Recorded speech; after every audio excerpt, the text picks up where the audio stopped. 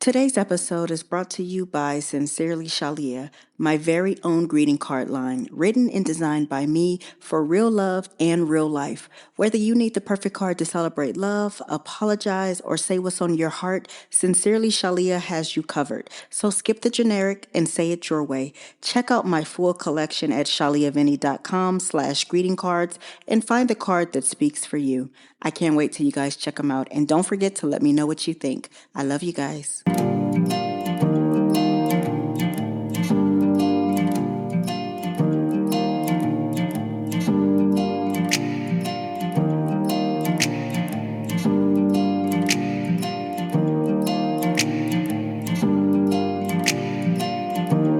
Hello and welcome to the Love This Way podcast, the show that exists to help men and women everywhere to be better at love.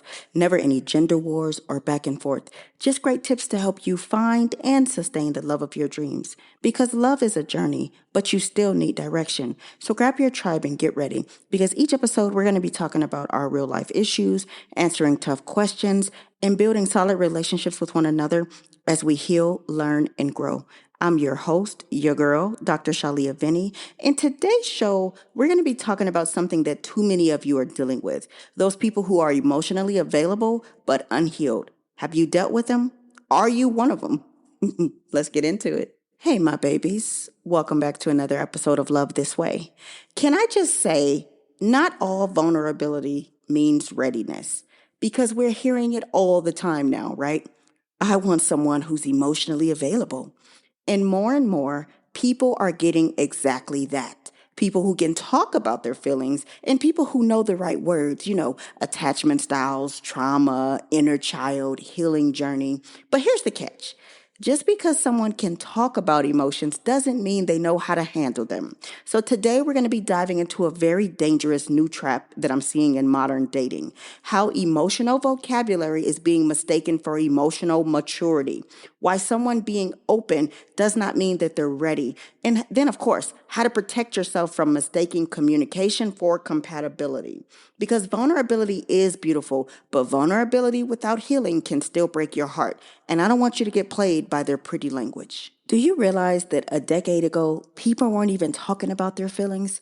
Now we're flooded with self-help language everywhere. People can tell you all about their abandonment wounds and their childhood traumas, their triggers, their need for secure attachment. And it feels refreshing. It even feels hopeful. It feels like they get it. But here's the illusion.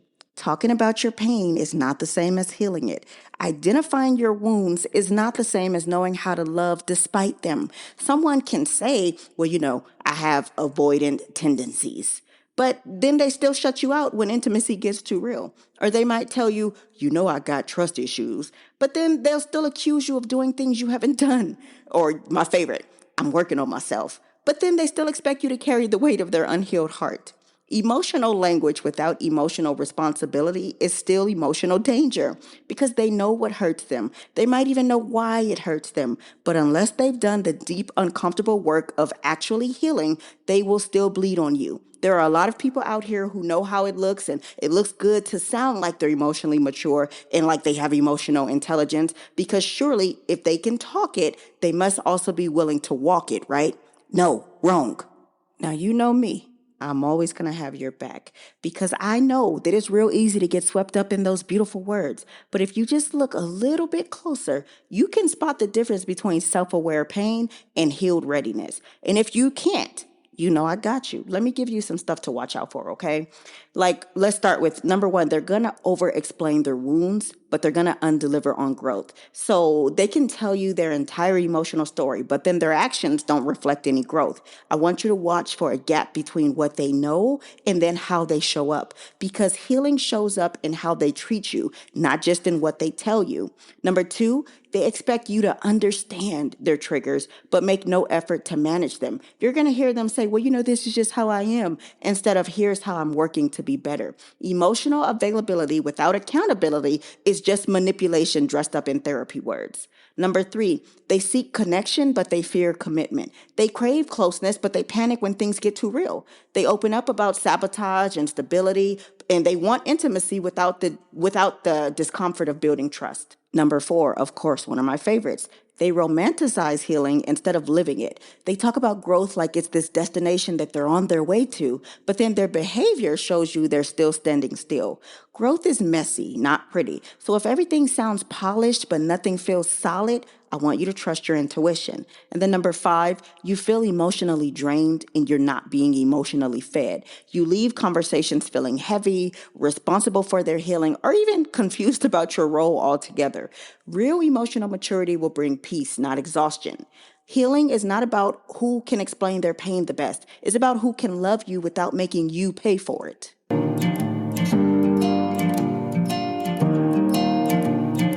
Hey, friend. If you're tired of those generic, impersonal greeting cards, I've got you covered. Sincerely Shalia is my very own greeting card line, written and designed by me to help you say what's really on your heart. Whether it's love, apologies, or just because, these cards speak for you. Skip the cookie cutter messages and send something real. Check out my collection at shaliavinny.com/greeting cards and find your perfect card today. So we've been dealing with someone who is emotionally articulate but still unhealed.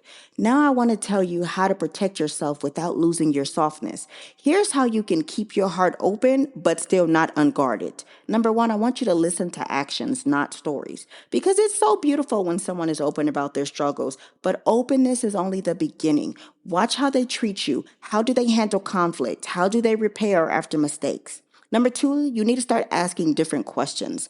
Instead of only asking what happened to you, also ask, what have you done to heal? Healing work isn't passive, it's active. So I want you to look for signs that they actually are doing the work. Number 3, you got to set some emotional boundaries early. You're not a therapist. You're not responsible for managing their insecurities. You can support someone without sacrificing yourself.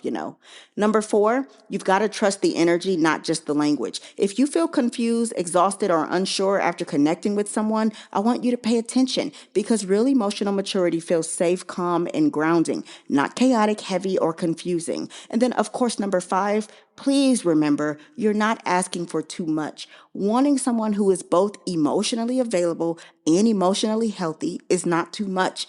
It's what real love requires. They either step up or they can step off. Let me leave you with this. Anyone can say they're working on themselves. Anyone can talk about healing. Anyone can describe their wounds in vivid detail.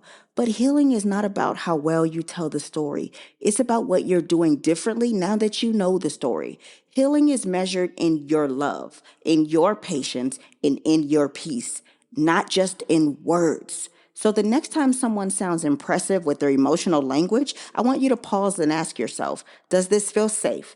Does this feel consistent? Does this feel like someone who is building, not bleeding? Because you deserve more than someone who can explain why they're broken. You deserve someone who's done the work to make sure that they don't break you too. I want you to choose growth and choose peace and choose love that's ready, not just love that talks real pretty. Now, if you need more help, you already know you can go to shaliavinny.com and book a one-on-one session with me. I love you all so much. I'm going to see you on the next episode, okay? Today's show is brought to you by Sincerely Shalia, my greeting card line. Please rate the show on your favorite streaming platform, share it with one person who you think needs to hear it, and ask them to do the same. Remember, good, better, best. Don't you ever let it rest. To your good is better, and your better is best. Until next time, your friend and motivator and relationship strategist, Dr. Shalia. Bye.